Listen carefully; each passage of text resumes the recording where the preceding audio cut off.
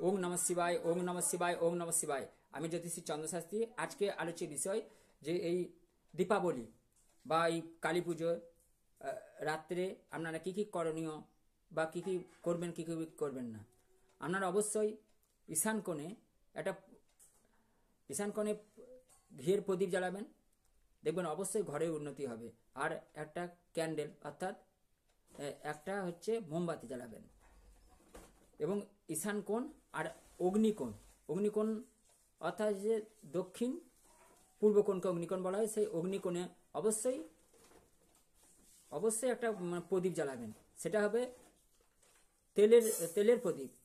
আর উত্তর দিকে যেটা দেবেন সেটা হচ্ছে ঘিয়ের প্রদীপ। দেখবেন ঘরে উন্নতি অবশ্যই পাবে, কারণ বছরে একবারই দীপাবলি আমাদের পালন করা হয়। সেটাও আমাদের খুব গুরুত্বপূর্ণ বিষয়। আপনারা অবশ্যই এটি পালন করুন, দেখুন জীবন সুখের হবে। ওম নমঃ শিবায়, ওম নমঃ শিবায়, ওম নমঃ শিবায়।